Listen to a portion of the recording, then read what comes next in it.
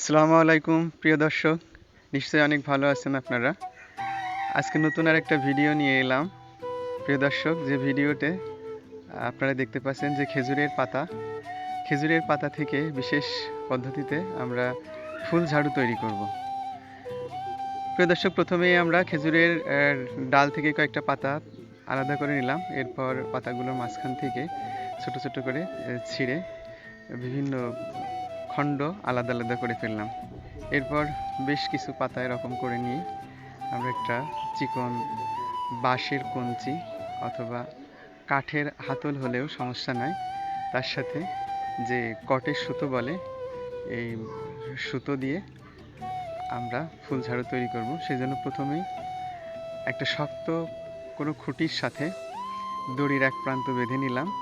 অপর প্রান্ত আমরা যে স্টিক বা কাঠিটিতে ফুল ঝাড়ু তৈরি করব সেই স্টিকটার এক প্রান্তে সুতোটাকে শক্ত করে বেঁধে নিলাম।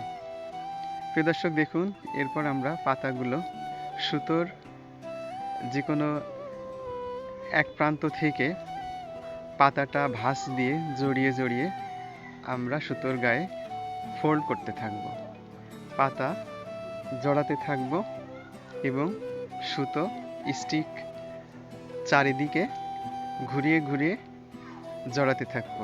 এই সময় অবশ্যই খেয়াল রাখবো যেন সুতাটা খুব টান টান হয়ে থাকে। প্রিয় দর্শক, কোনো অবস্থাতে এই সুতা যদি আলগা হয়ে যায় তাহলে বাঁধন শক্ত হবে না, সেই ক্ষেত্রে খুলে যেতে পারে স্টিক থেকে। সুতরাং খুব শক্ত করে আমরা পাতাগুলো জড়িয়ে নেব। পাতাগুলো যখন মোটামুটি জড়ানো হয়ে যাবে, একটা ফুল ঝাড়ুর মতো হয়ে যাবে, তারপর আমরা সুতোর বাকি অংশটা স্টিকটাকে ঘুরিয়ে ঘুরিয়ে জড়িয়ে নেব এবং শক্ত করে সেটাকে জড়াবো যেন কোনো অবস্থাতেই এটা আলগা হয়ে না যায় এবং বাঁধনটা খুলে না যায়।